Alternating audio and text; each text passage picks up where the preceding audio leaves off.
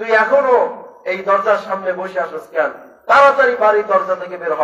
তোর নামে বিভিন্ন জন আমার কাছে বিভিন্ন অভিযোগ দেয়, তোর মতন সন্তান আমার দরকার নাই। সন্তানটা চোখের পানি ছেড়ে দিয়ে কান্না করতেছে আর বলতেছে, মা তুমি যদি আমাকে বাড়ি থেকে বের করে দাও, তুমি যদি আমাকে ঘর থেকে বের করে দাও, হয়তো আমার উপার্জন করার জন্য জায়গার অভাব হবে না, থাকার জন্য জায়গার অভাব হবে না। হাফেজ ইবনুল কাইয়িম রাহমাতুল্লাহি আলাইহি একটা ঘটনা উল্লেখ করেছেন তার কিতাবের মধ্যে।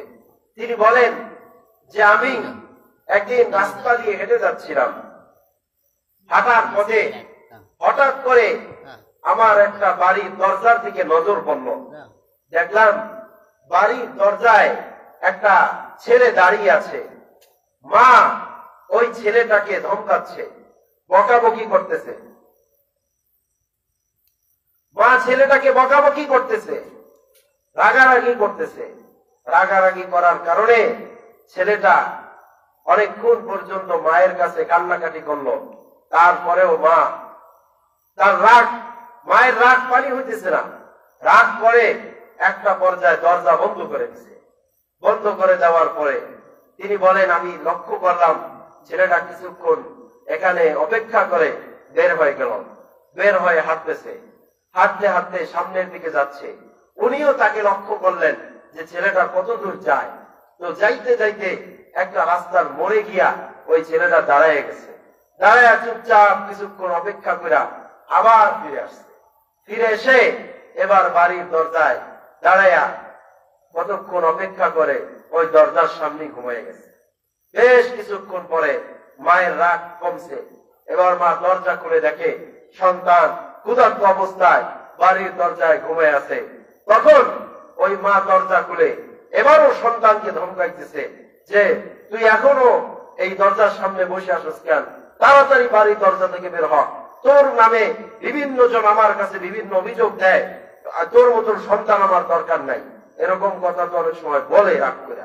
তখন ওই সন্তানটা চোখের পানি ছেড়ে দিয়ে কান্না করতেছে আর বলতেছে, মা তুমি যদি আমাকে বাড়ি থেকে বের করে দাও, তুমি যদি আমাকে ঘর থেকে বের করে দাও, হয়তো আমার উপার্জন করার জন্য জায়গার অভাব হবে না, থাকার জন্য জায়গার অভাব হবে না। মানুষের বাড়িতে কাজ করলে আমার খাওয়ার অভাব হবে না, আমার থাকার ব্যবস্থা হবে, খাওয়ার ব্যবস্থা হবে, আমার অর্থ সম্পদের ব্যবস্থা হবে। কিন্তু তুমি যে মা, তোমাকে মা বলে যে ডাক দিতে পারি, এই সুযোগ তো আমার আর থাকবে না। এই জন্য আমি এখান থেকে চলে গিয়েছিলাম। ভাবছিলাম যে মানুষের বাড়িতে কাজ করে খাবো, মানুষ তো অন্তত পক্ষে 3 বেলা খাবার দিবে, থাকার মতো জায়গা দিবে। মানুষের দোকানে গিয়ে কর্মচারী হিসাবে কাজ করব, তাহলেও তো মাস শেষে আমি কিছু টাকা পাবো। কিন্তু আমি রাস্তার মোড়ে গিয়ে দাঁড়িয়ে দাঁড়িয়ে চিন্তা করে দেখলাম যে আমার সবকিছু হবে, কিন্তু মাকে মা বলে ডাক দেওয়ার মতন সুযোগ তো আর আমার থাকবে না। মায়ের যে আদর, মায়ের যে ভালোবাসা, এই জিনিসটা তো আমি আর পাবো না। তখন পৃথিবীর কোন মা সন্তানের জবান থেকে এই কথা শোনার পরে স্থির থাকতে পারে না। মা এবার চোখের পানি ছেড়ে সন্তানটাকে বুকের সাথে জড়িয়ে নিয়েছেন। হাফেজ ইবনুল কাইয়িম রাহমাতুল্লাহ আলাইহি বলেন, এই ঘটনা দেখার পরে আমার ভিতরে চিন্তা আসলো, দুনিয়ার একটা সন্তান তাকে তার মা যে পরিমাণ ভালোবাসে, একজন বান্দাকে আমার মালিক আল্লাহ তার চেয়ে লক্ষ কোটি গুণ বেশি ভালোবাসেন।